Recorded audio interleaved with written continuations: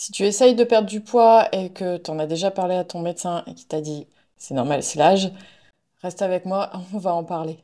Parce que non, c'est pas normal.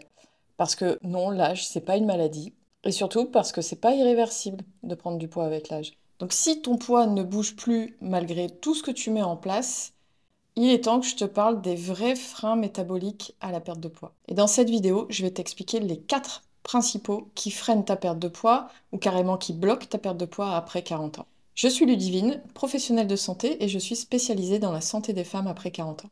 Je les aide à retrouver leur énergie et leur silhouette sans frustration, sans régime strict et sans se battre contre leur corps. Ici, on parle science, hormones et reconnexion. Alors si c'est ce que tu cherches, bah abonne-toi. Et maintenant, on va attaquer les 4 freins qui peuvent bloquer ton métabolisme.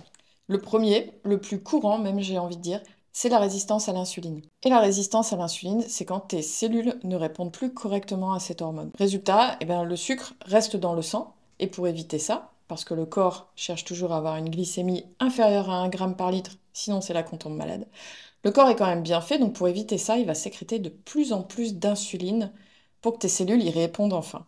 Le problème, c'est que l'insuline en excès, ça fait stocker du gras, et particulièrement autour du ventre. Donc ça, c'est un des mécanismes les plus fréquents après 40 ans.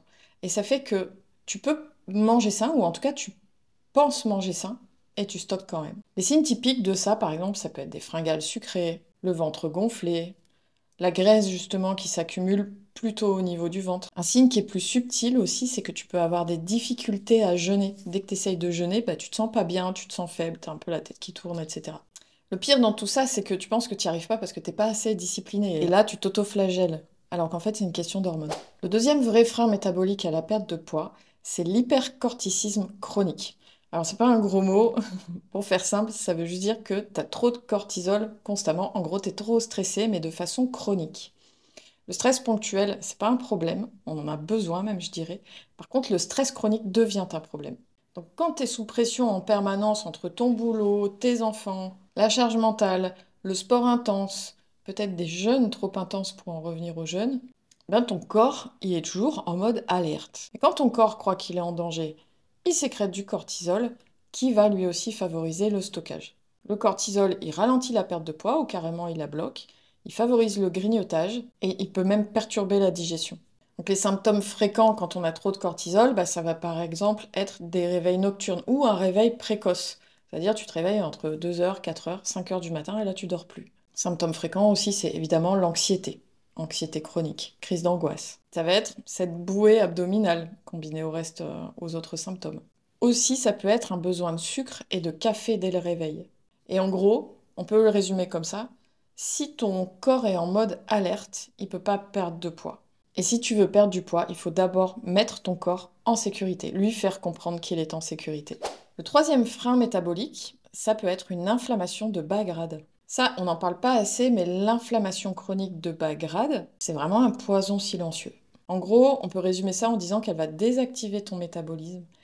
Elle va favoriser la résistance à l'insuline, oui. Elle dérègle tes signaux de satiété et elle est hyper fréquente chez les femmes en périménopause. En périménopause, la résistance à l'insuline peut s'installer, on devient plus sensible au cortisol, on peut développer une inflammation de bas grade. Alors pourquoi une inflammation peut se développer? Ça peut être à cause d'une alimentation qui n'est pas équilibrée, avec trop d'aliments transformés ou trop sucrés. L'inflammation de bas grade va provoquer l'insulinorésistance, mais l'insulinorésistance va provoquer l'inflammation de bas grade. C'est un vrai cercle vicieux après. Une autre des causes à l'inflammation de bas grade, ça va être la perméabilité intestinale, qui est souvent d'ailleurs associée à une dysbiose, un déséquilibre du microbiote. Le manque de sommeil aussi peut favoriser l'inflammation de bas grade, comme le stress chronique, comme l'inactivité, la sédentarité, mais aussi comme l'exercice physique trop intense, comme l'ultra-trail par exemple. En gros, si tu veux brûler du gras, il faut d'abord éteindre le feu. Parce que l'inflammation, c'est comme un feu invisible. Et lui, par contre, il brûle tout sauf les graisses. Le quatrième frein métabolique à la perte de poids, je l'ai évoqué juste avant, c'est l'hypothyroïdie. L'hypothyroïdie, elle peut être pathologique, avec des maladies comme la maladie d'Hashimoto ou de Basdo, ou elle peut être fonctionnelle. Fonctionnelle, ça veut dire que les analyses peuvent être normales. Pour autant, le fonctionnement de la thyroïde n'est pas optimal. Elle est un peu ralentie. On n'est pas encore dans la maladie, par contre, elle n'est pas au top du top. Et la thyroïde, c'est le chef d'orchestre du métabolisme.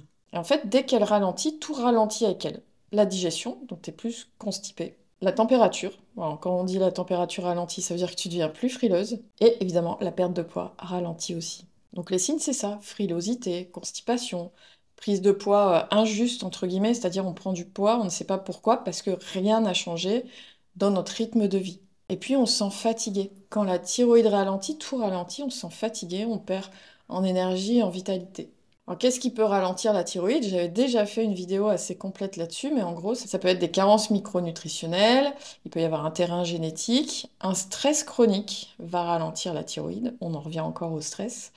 Des régimes à répétition peuvent ralentir, des jeûnes prolongés peuvent la ralentir. Et ça se fait de façon assez insidieuse et on ne pense pas forcément à aller vérifier ça. Voilà pourquoi tu peux manger sain, tu peux faire du sport, tu peux avoir des analyses qui semblent bonnes, en tout cas sur ce qui a été analysé, et pour autant ne pas perdre un gramme. Et ton médecin va te dire, bah non, tout va bien, aux analyses tout va bien, madame. Mais ce qu'il faut comprendre avec les analyses biologiques, c'est que le médecin va regarder s'il y a une pathologie. S'il n'y a pas de pathologie, pour le médecin, tout va bien, alors qu'en fait, tu as juste des systèmes qui sont peut-être dérégulés, mais pas encore au point d'être pathologiques. Tu es dans cette zone grise où tu n'es pas malade, pour autant tu fonctionnes plus de manière optimale. Et c'est là où, encore une fois, le poids, c'est un signal, c'est un symptôme de quelque chose de plus profond. Et à ce moment-là, pour avoir des résultats durables, il va falloir aller réguler ces choses-là. Pas forcer le corps à vouloir perdre alors qu'il est dans un état métabolique qui ne lui permet pas de perdre. Et c'est ça, équilibrer le système hormonal et métabolique pour mettre le corps dans des dispositions où il va naturellement atteindre son poids de forme. En tout cas, si cette vidéo t'a parlé, like, abonne-toi, active la cloche si tu veux pas rater les prochaines. Tu peux aussi la partager à une amie qui galère avec son poids.